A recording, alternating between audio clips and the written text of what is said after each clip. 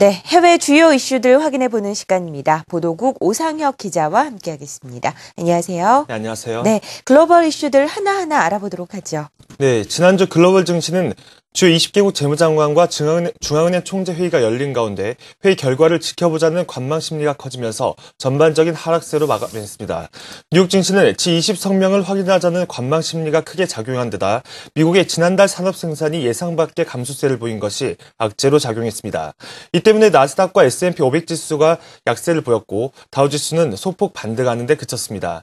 먼저 마감한 유럽 증시는 독일과 프랑스가 1% 미만의 하락률을 나타냈고 영국은 보합권 에서 마감했습니다. 해외 주요 이슈들 함께 살펴보시죠.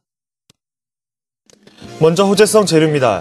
주요 20개국 재무장관과 중앙은행 총재들이 글로벌 환율 전쟁을 막기 위해 경쟁적 통화평가 절하를 자제하기로 합의했습니다. 앞서 일부 외신에 공개됐던 공동성명 초안보다는 우려의 목소리가 좀 더 높아졌지만 환율 전쟁 논란을 야기시켰던 엔화 약세 문제는 따로 거론하지 않아 실효성에는 의문이 제기되고 있습니다.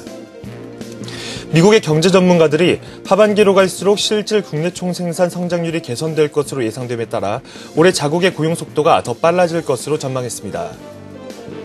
미국 연방준비제도 이사회를 비롯한 각국 중앙은행들이 금융위기와 이에 따른 경기 침체, 그리고 유로존 채무 위기를 맞아 적극적인 대응에 나섰지만 경제는 좀처럼 자생력을 회복하지 못하고 있어 추가 부양이 불가피하다는 전망이 나왔습니다.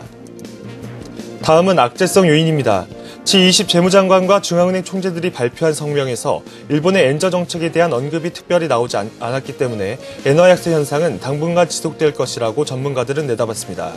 현재 93.5엔 수준인 엔달러 환율이 100엔을 향한 움직임을 곧 재개할 것이라는 전망도 나오고 있습니다.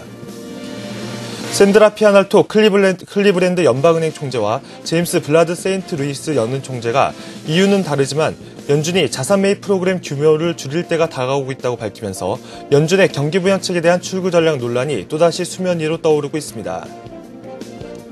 미국 하원은 북한의 3차 핵실험 규탄 결의안을 통과시키고 한국과 일본과의 동맹 관계를 확인한 한편 중국에 대해서는 북한이 핵과 미사일을 포기하도록 경제 원조와 무역을 줄여 압박할 것을 촉구했습니다.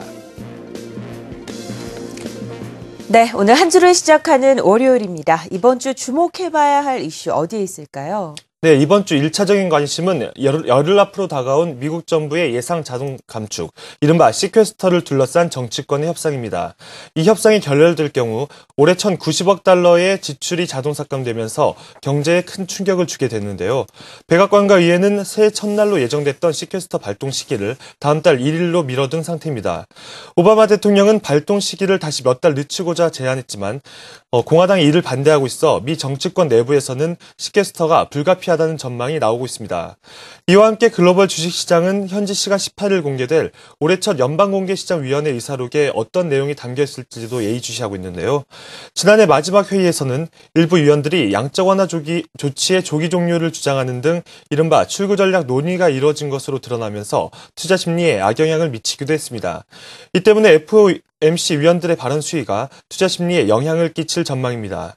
또 이번 주에는 주택경기 회복세가 얼마나 강한지를 확인할 수 있는 지표들이 집중적으로 나오는데요. 현지 시간으로 19일 발표되는 미국 주택건설협회 주택시장 지수를 시작으로 신규 주택 착공 건수와 건축 허가 건수, 21일에는 기존 주택 판매 등이 줄줄이 예정돼 있습니다. 주택시장은 지난해부터 꾸준히 회복세를 보여왔기 때문에 특별한 악재가 나오지 않는 한 큰 변수로 작용하지는 않을 것으로 보입니다. 이 밖에 생산자 물가지수와 소비자 물가지수도 눈여겨봐야 할 지표입니다. 한편 현지 시간 18일 뉴욕 증시는 조지 워싱턴 전 대통령의 생일을 기념하는 프레지던트 데이를 맞아 휴장합니다. 지금까지 글로벌 경제 주요 이슈였습니다.